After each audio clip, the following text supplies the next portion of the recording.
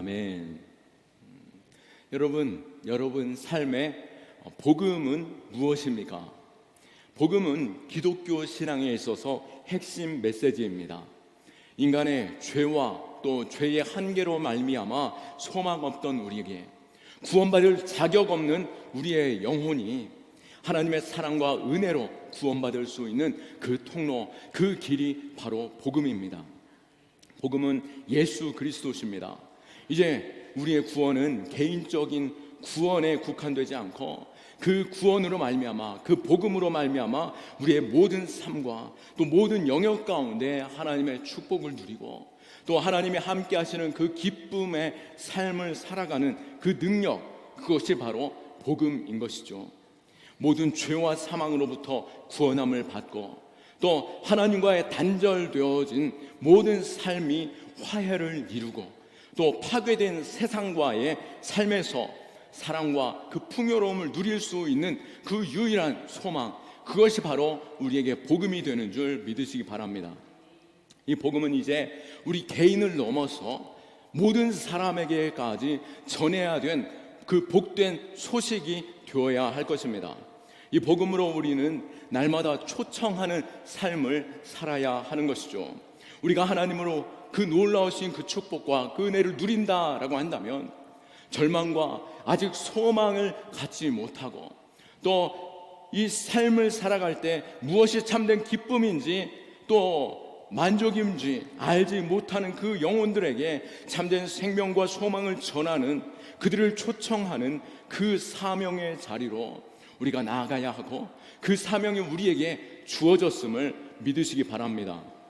앞으로 우리가 7주간 구역 모임을 통해서 복음이 우리에게 어떻게 뿌리 내려져 있는지, 또 그 복음으로 말미암아 내 삶의 영역에서 어떻게 우리가 풍성한 삶을 누리고 있는지, 그리고 하나님의 나라 그 축복을 우리가 어떻게 세상 가운데 증거하며 이 땅이 하나님의 나라 그 축복을 누리는 나라 될 수 있는지, 그것을 우리가 함께 나누면서 함께 고민하고 또 그 자리에 설 수 있고 또 초청할 수 있는 우리 믿음의 공동체 구역 될 수 있기를 축원합니다.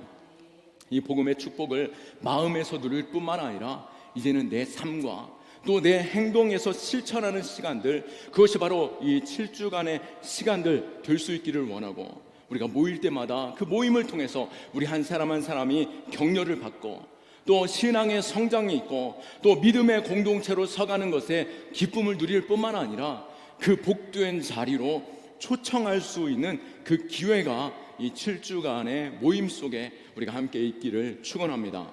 이제는 우리만의 울타리를 넘어서 하나님의 그 선한 영향력이 우리 주변으로 흘러 넘치고 또 많은 사람들이 그것을 경험하는 가운데 하나님께로 나오는 복된 시간들 되기를 우리는 바라보는 것이죠. 복음은 내 삶을 변화시키는 능력입니다. 그리고 변화는 내 자신에게만 머물러서는 안 되는 것이 하나님께서 우리에게 복음을 주신 이유이고 또 맡겨주신 사명인 것이죠. 하나님의 그 은혜와 사랑이 내 안에 넘칠 뿐만 아니라 내 이웃들에게도 그 사랑이 전해질 수 있기를 축원합니다. 이 7주간의 구역 모임을 통해서 그 은혜를 풍성히 누리고 또 초청하는 그 축복의 시간 되어야 할 것입니다. 먼저 우리는 이제 7주간 함께 말씀을 통해서 묵상하며 또 함께 도전해 볼 수 있기를 원하는데요. 복음의 핵심 구절이라면 무엇이겠습니까? 바로 하나님이 우리를 향하여 바라보신 그 시선이 이 복음을 통하여서 우리 역시도 하나님의 그 시선으로 세상을 바라보아야 하는데요. 복음의 핵심 구절이라고 한다면 이 주저없이 뽑을 수 있는 말씀 구절이 있습니다. 요한복음 3장 16절 말씀이죠. 하나님이 세상을 이처럼 사랑하사 독생자를 주셨으니 이는 그를 믿는 자마다 멸망하지 않고 영생을 얻게 하려 하심이라. 아멘. 하나님이 우리를 사랑하시고 구원의 대상으로 삼으신 것은 우리가 의롭기 때문에 저 사람 착하고 저 사람이 구원받으면 하나님의 이름이 영광 받겠구나 라고 하는 가운데 우리를 택하여 부르신 것이 아니라, 우리가 이미 죄인 되었고 하나님을 멀리 떠나 있던 그 죄인 되어 있던 그 상황 속에서 하나님께서는 우리를 불쌍히 여기시고 긍휼히 여기시는 가운데 여전히 사랑하심으로 바라보시며 그 사랑 때문에 자신의 아들을 그 저주의 십자가에서 갈기갈기 찢으시면서 자신과 그 아들의 그 고통을 택하시는 중에 우리를 구원하신 것입니다. 하나님이 세상을 이처럼 사랑하사 우리를 구원하신 것처럼 하나님의 시선, 하나님의 마음이 우리 안에 있다라고 한다면 우리 역시도 세상을 사랑하며 이 세상의 절망 중에 있는 영혼, 소망 없는 영혼들이 그 복음의 자리로 나올 수 있도록 우리가 헌신함으로 나아가야 하는 것이죠. 우리가 지금 복음을 믿고 구원받았다라고 한다면 주님이 다 이루었다라고 하시는 그 말씀에 있어서 다 이루어졌는가? 나만 구원받은 것으로 다 이루어진 것이 아니라 주님의 그 다 이루었다라고 말씀하시는 것은 아직 택하셨지만 주님의 전으로 또 주 복음으로 나오지 못한 영혼들, 그 영혼들에 대한 생명까지도 다 이루셨고 그 영혼들을 부르시는 그 일에 있어서 그들을 초청하는 것에 있어서 우리에게 맡겨주신 사명, 그것이 있다라고 하는 것을 알아야 할 것입니다. 하나님의 마음, 하나님의 시선이 어디로 향해 있습니까? 하나님이 세상을 이처럼 사랑하사 말씀한 것처럼 우리 역시도 세상을 바라볼 때 저 아프리카 우간다에 복음을 전하는 것이 우리에게 주된 목적이 되어야 할 것이 아니라 그들에게도 복음 전하는 것이 필요하겠지만 무엇보다도 내 삶의 현장, 내가 서 있는 그 도시에 복음을 전하는 것, 그것이 우리의 사명임을 알아야 할 것입니다.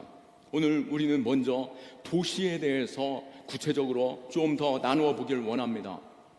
도시라는 주제는 단순히 우리가 살고 있는 그 물리적인 공간을 넘어서야 할 것입니다. 물론 도시 안에 우리의 삶이 있고 또 그곳에서 단순히 우리가 먹고 마시는 것, 먹고 삶을 살아가는 것, 그것에서 그치는 것이 아니라 주님께서 우리에게 맡겨주신 사명이 이 도시에 있다라고 하는 것을 알아야 할 것입니다. 바로 이 군산 지역, 또 내가 삶의 발걸음, 내 발이 내딛는 그곳이 바로 하나님의 시선, 하나님의 사랑이 있는 것, 우리가 선택한 그 도시, 그곳에 하나님의 마음이 있음을 알고 그곳으로 나아가야 하는 것이죠. 우리는 도시에 중요한 주제가 있어야 함을 알아야 할 것입니다. 오늘 말씀에서도 하나님의 마음이 그 도시를 향해 있고 또 그곳에서 우리가 어떻게 살아야 하는지를 말씀하고 있습니다. 에레미야 29장 4절에서 7절 말씀을 우리가 볼 때, 말씀은 이스라엘이 기원전 586년에 바벨론에 망하고 난 후에 바벨론의 이스라엘 백성들이 포로되어 붙잡혀 가게 되었습니다. 이제 자신의 나라를 잃어버렸고 또 자신의 고향을 떠나 이제 낯선 땅, 그 낯선 문화와 낯선 종교에 둘러싸여 삶을 살아가야 하는 상황 속에 놓여 있었습니다.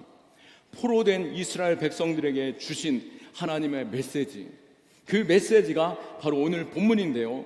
이스라엘 백성들은 고향을 잃고 자신의 그 낯선 상황 속에 놓여 있을 때 그래도 그들이 기대하고 소망하는 것은 무엇이겠습니까? 분명히 하나님께서 우리를 버리시지 않으셨을 거야.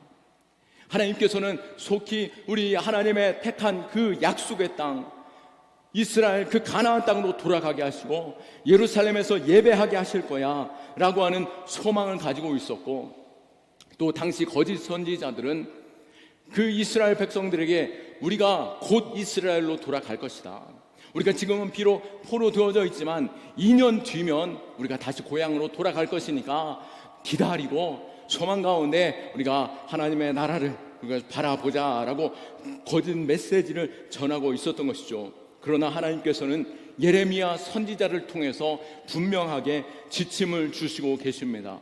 그것이 바로 오늘 본문인데요. 하나님은 포로된 그들의 상황, 당장 그들이 자신들의 고향으로 돌아갈 것이 아니라 2년 뒤에 가는 것도 아니고 너희는 이제는 이곳에 집을 짓고 포로된 그 땅 바벨론에 그 도시에 집을 짓고 자녀들을 낳고 함께 살아가고 그 자녀들을 시집 장가 보내고 그곳에서 함께 그 민족과 함께 더불어 살아가는 것을 선택하고 또 무엇보다도 그 땅의 번영을 위해서 너희가 기도하라라고 명령하고 계시는 것입니다. 이 포로된 이스라엘 백성들이 이 메시지를 들었을 때 과연 받아들일 수 있었겠습니까? 그리고 바벨론을 어떻게 축복하며 그 땅에 머물러 살아가는 것에 만족하고 누릴 수 있었겠습니까? 우리는 이 도시, 바벨론이라는 그 도시뿐만 아니라 우리가 살고 있는 그 도시를 바라볼 때 어떤 시선으로 그 도시를 바라보아야 하는지 우리는 이 말씀을 통해서 하나님의 마음이 무엇인지 발견할 수 있기를 원합니다. 바벨론도 역시 그렇지만 도시란 곳은 우리가 생각할 때 우리의 신앙에서 도시는 어떤 곳입니까? 성경에서 도시는 종종 인간의 문명과 또 문화를 표현하며 무엇보다도 죄악의 중심지로 묘사되고 있음을 보게 됩니다. 창세기 11장에 보시면은 바벨탑 사건이 있는데요. 사람들이 모여 도시를 만들었고 높은 탑을 쌓아 우리가 흩어지지 말고 이 도시 속에서 살아가자 쌓아 올리는 곳, 그곳이 바로 도시였습니다. 그 도시는 인간의 교만을 뜻하는 곳이었고 또 하나님을 거역하는 상징적인 표현이 바로 바벨탑이었습니다. 그러기에 우리는 도시를 생각할 때 하나님을 거역하는 것, 인간의 교만을 생각할 수 있는 것이죠. 또 창세기 13장에도 보시면은 아브라함과 롯의 가축대가 많아짐으로 인하여 서로 목자들끼리 서로 다툼이 있었는데요. 이때 아브라함이 롯과 의논하여서 네가 좌하면 내가 우할 테니 우리가 서로 살아갈 도시를 선택하자라고 말할 때에 먼저 아브라함이 조카 롯에게 선택하도록 하였던 것이죠. 롯은 어떤 곳을 선택합니까?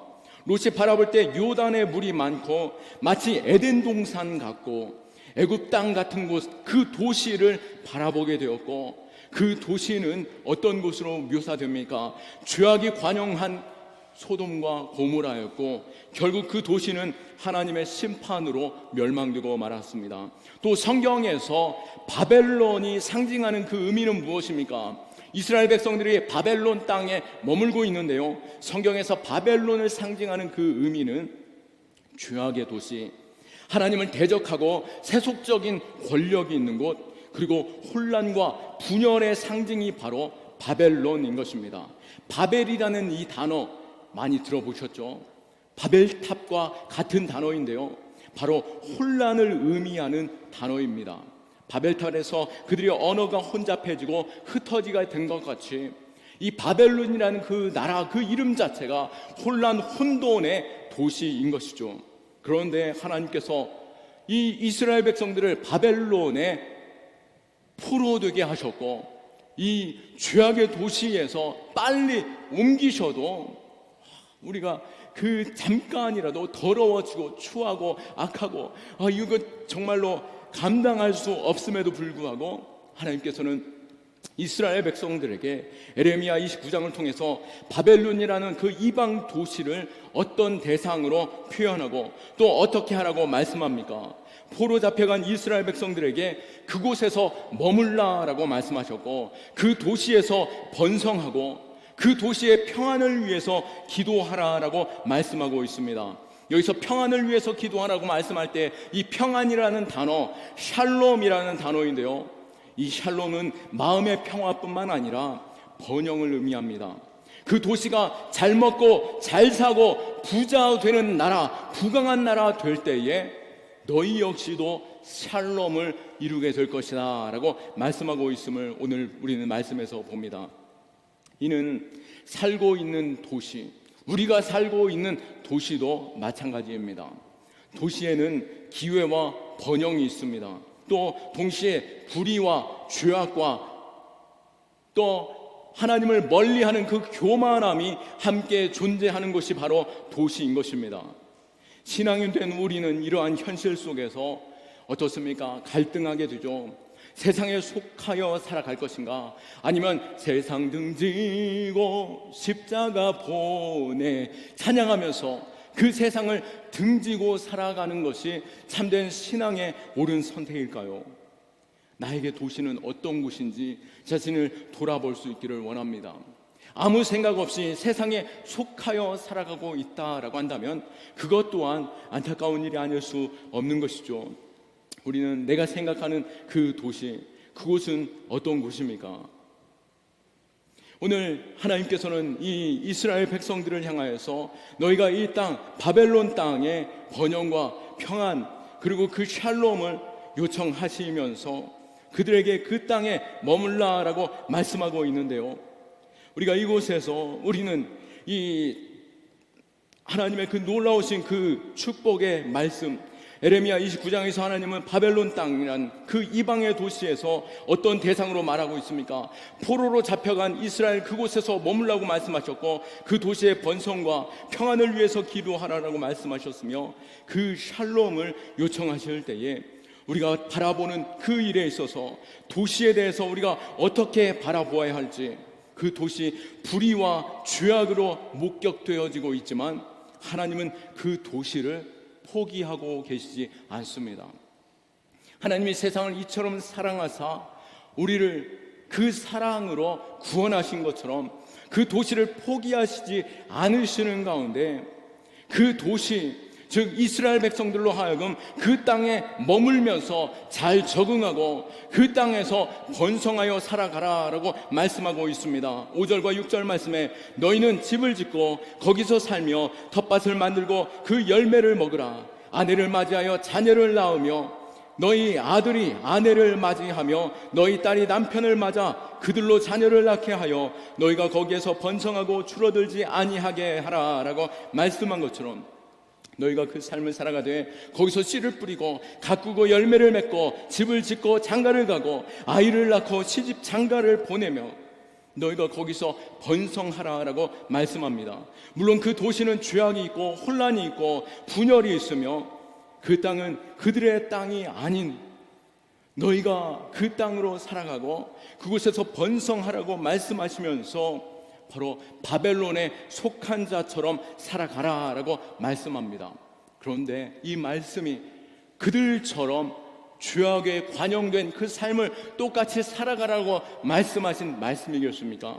아니죠. 하나님께서는 그들을 따라서 살아가라고 말씀하신 것이 아니라 너희의 삶을, 너희가 지금까지 지켜왔던 그 신앙과 너희가 하나님에 대한 그 자세와 또 관계 공동체 안에서 가지고 있던 정의와 질서와 그 사랑을 실천하는 중에 그 땅에 영향력을 끼치는 가운데 살아가며 어떻게 말씀하십니까? 너희는 그 땅에서 더욱더 번성하여서 가라라고 말씀하시면서 하나님의 샬롬이 그 땅에 임하는 것, 단순히 그 죄악이 번성하는 것이 아니라 하나님의 선한 영향력이 번성하도록 너희가 그곳에 영향력을 끼치며 나아가라라고 말씀하고 있는 것입니다. 여러분은 온도계를 아십니까? 바로 주변의 온도에 맞춰 온도계의 수치가 따라 올라가는 것입니다. 올라가거나 내려가는 것이죠. 주변 상황을 따라가는 것입니다. 그러나 하나님께서는 오늘 말씀하시는 그 백성들로 하여금 너희는 온도계의 삶이 아니라 온도 조절계와 같은 삶을 살라라고 말씀하신 것이죠. 너희가 뜨거워짐으로 인하여 주변 사람들이 뜨거워지고 너희가 차가워질 때에 주변도 차가워질 수 있도록 너희가 이 땅 가운데 선한 하나님의 영향력을 끼치는 자들로 그 땅에서 번성하는 자 되라라고 말씀하고 계시는 것이죠. 즉 도시는 우리가 영향을 받는 것이 아니라 우리가 도시로 들어가 영향력을 끼치는 자 되라라고 하시며 하나님께서 우리를 파송하시는 것입니다. 하나님의 부르심에 우리는 도시에 대한 책임을 가져야 하는 것입니다. 하나님은 단순히 도시에서 살라라고 하지 않으셨고 하나님은 그 도시를 사랑하고 그 도시를 섬기고 그 도시의 평안을 위해서 기도하라라고 말씀하십니다. 7절 말씀에 너희는 가서 사로잡혀 가게 한 그 성읍의 평안을 구하고 그들을 위하여 여호와께 기도하라. 이는 그 성읍이 평안함으로 너희도 평안할 것임이니라. 아멘. 이 말씀은 우리가 단순히 도시에서 생존하기 위해서 그 도시 안에 머무는 자가 아니라 하나님의 나라로 그 땅을 변화시키는 사명자로 부르셨다라고 하는 것입니다. 하나님은 그 도시에 평안을 구하라라고 말씀하십니다. 이 평안, 히브리어로 샬롬이라는 말인데요, 이것은 단순한 평화의 상태, 그 마음의 상태만을 두는 것이 아니라 깊고 풍성한 개념이 샬롬에 있습니다. 모든 것이 제자리로 돌아가고 완전하고 흠이 없는 상태로 돌아가는 것, 바로 하나님이 처음 지으셨던 온 땅과 하나님의 나라로 회복되어지는 것이 샬롬인 것이죠. 샬롬의 의미는 하나님과의 관계를 포함하고 있습니다. 샬롬이란 하나님과의 올바른 관계, 하나님과 인간 사이에 누리는 그 화평이 회복되어지는 것을 의미합니다. 즉 내가 하나님과의 관계가 회복되어져 있다라고 한다면 이제는 너희가 바벨론 땅에 나아가 그곳에 하나님과 그 땅이 하나님과의 화평을 이루도록, 하나님과의 관계가 회복되어지도록 너희가 그 땅으로 들어가라라고 말씀하고 있는 것이죠. 또 그 땅에 샬롬을 요구하는 것은 무엇입니까? 사람들과의 관계의 평화를 의미합니다. 천국에서의 삶과 같이 이웃 간의 평화를 누리는 것, 사회적으로 정의와 공의가 그 땅에 이루어지는 것, 그리고 서로 존중하고 배려하는 공동체, 하나님의 나라가 그 땅에 이루어지도록 그 땅의 샬롬을 위해서 너희가 기도하고 힘쓰는 자들이라고 말씀하는 것이고, 또 샬롬은 내적인 평화 역시 샬롬인데요, 마음의 두려움, 불안, 혼돈이 사라지고 평안으로 가득한 그 상태가 샬롬인 것입니다. 바벨론은 혼동의 땅, 또 두려움과 공포의 땅인 것이죠. 그 땅에 하나님의 평화를 누릴 수 있도록 그들에게 이 샬롬을 전하도록 하시는 것입니다. 예수님께서 제자들에게 이 샬롬을 요청하십니다. 요한복음 14장 27절 말씀에 평안을 너희에게 끼치노니 곧 나의 평안을 너희에게 주노라. 내가 너희에게 주는 것은 세상이 주는 것 같이 아니하니라. 너희는 마음에 근심하지 말고 두려워하지도 말라라고 말씀한 것처럼, 예수님께서 우리에게 그 샬롬을 주신 것처럼 너희도 이 세상 가운데 세상이 얻을 수 없는, 세상이 경험하지 못한 그 평안을 전하는 자 되라라고 말씀하고 있는 것입니다. 또 이 평안, 이 샬롬은 무엇입니까? 바로 메시아적 평화로 그들을 이끄는 것입니다. 궁극적으로 평화의 날을 바라보고 주님 오심을 기다리는 주님의 백성들 되도록 그들을 이끄는 것이죠. 그리고 그들의 마음에 평화의 왕 예수 그리스도께서 주 되시도록 그들에게 복음을 증거하는 삶이 바로 샬롬을 기도하고 샬롬의 영향력을 끼치는 삶인 것입니다.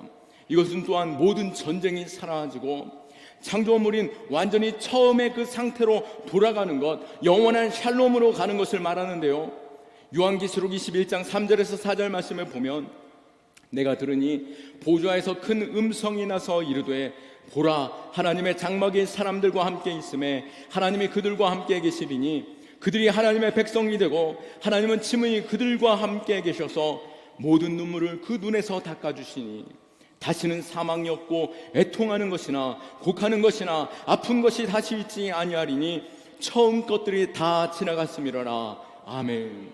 이 땅의 모든 이전 것들은 사라지고 하나님 나라의 그 평화, 바로 하나님이 통치하시는 영원한 그 샬롬이 회복되어지는 그 일들, 그래서 죽음도 슬픔도 눈물도 애통하는 곡소리도 없는 그곳으로 우리가 이끄는 것, 그것이 바로 우리에게 맡겨주신 샬롬의 이 땅의 영향력인 것이죠. 그렇게 우리는 하나님께서 도시를 포기하시지 않으시고 그 도시 가운데 머물며 하나님의 그 성령 영향력을 끼치며 번성하라고 말씀한 것처럼 우리가 서 있는 그 자리, 내가 서 있는 그 도시, 내 가정, 내 직장, 또 이 군산 지역에 담대히 서며 또 무엇보다도 내가 하나님의 그 평화, 그 샬롬이 내 안에 있으므로 또 우리의 그 샬롬이 이 땅 가운데 흘러갈 수 있도록, 또 영원한 왕이신 예수 그리스도가 내 안에 주인 되실 뿐만 아니라 이 땅의 모든 민족의 영원한 왕으로 오실 예수 그리스도를 바라보며 그 복음이 증거되어질 수 있도록 우리는 이 사명의 자리에 있는 줄 알아야 할 것입니다. 우리는 이 도시를 위해서 기도와 또 삶에서 하나님의 선한 영향력을 끼치고 이 도시를 변화시키는 도구로 이곳에 서 있고 사명자로 일주일 동안 6일 동안 그 도시에서 살아가는 것을 알고 그 도시에서 그 영향력 끼치는 믿음의 자녀 될 수 있기를 축원합니다. 결국 도시를 사랑하는 그리스도인들의 삶, 그 삶이 우리에게 있어야 하는데요, 도시를 사랑한다는 것은 무엇이겠습니까? 단순히 세상과 짝하여 그들이 즐기는 것을 함께 즐기는 것입니까? 아니죠. 세상 문화를 우리도 누리는 것이라고 말하겠습니까? 아니죠. 우리가 하나님의 자녀요, 오히려 세상으로 하나님의 자녀됨을 누리고 또 참된 소망, 참된 아버지 하나님의 그 사랑, 그것을 경험할 수 있도록 하나님이 우리에게 사랑을 베풀어 주시고 우리를 사랑하시는 가운데 자신의 아들을 내어주신 것처럼 우리 역시 도시를 사랑하는 가운데 그들에게 하나님의 놀라운 사랑을 증거하고 희생하고 헌신하고 십자가의 복음이 무엇인지 증거하는 삶으로 서야 하는 것입니다. 그러기에 이 자리에 우리에게 맡기신 사명, 우리가 생각할 때에 예수님께서 마태복음 5장에 볼 때에 너희는 세상의 소금이다, 세상의 빛이다 라고 말씀하셨습니다. 이 도시에서 빛을 발하며 살아가야 하는 것이죠.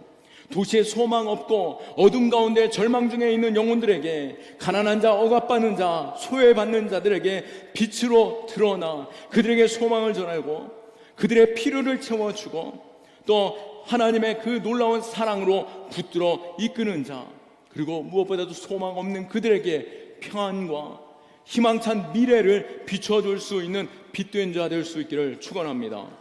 그리고 각자가 소금의 역할로서 도시 속에 들어가 하나님의 나라의 가치관으로 이 세상이 살만한 나라, 공의와 정의가 하나님의 평화로서 이 땅 가운데 가득하고 또 하나님의 긍휼과 사랑이 이 땅에 충만할 수 있도록 우리가 그들에게 나아가 헌신하고 또 우리가 바르게 서고 또 아버지 하나님의 그 빛이요 소금된 역할을 감당하는 것, 그것이 우리의 사명인 줄 알고 내가 지금까지 이 도시에 그냥 홀로 뒤로 물러서 있는 자처럼 살아가 있다라고 한다면 이젠 우리가 도시를 향하여 담대히 서며 하나님께서 우리에게 사명 주셨고 그들을 향하여 하나님의 그 선한 영향력, 그들과 함께 살아갈 때에 하나님의 그 선하심이 드러날 수 있도록 우리가 그 도시의 빛과 소금의 역할, 그 일들을 감당할 수 있는 저와 여러분 될 수 있기를 축원합니다. 말씀을 마칩니다. 우리는 내가 속해 있는 도시로 부르심을 받았습니다. 우리가 오늘 4절과 7절 말씀에 보면 바벨론으로 사로잡혀 가게 한이라고 말씀하고 있습니다. 바벨론이 강하고 바벨론이 칼과 그들의 무기로 그들을 어쩔 수 없이 끌려가게 그들로 간 것이 아니라 하나님께서 그들을 바벨론으로 사로잡혀 가게 했다라고 말씀하고 계시고 또 그들로 하여금 그 땅에 머물면서 그들의 가지고 있는 가치와 또 그들의 삶의 방향과 또 그들의 선한 그 영향력이 드러날 수 있도록 행하도록 그 자리에 세우신 것이죠.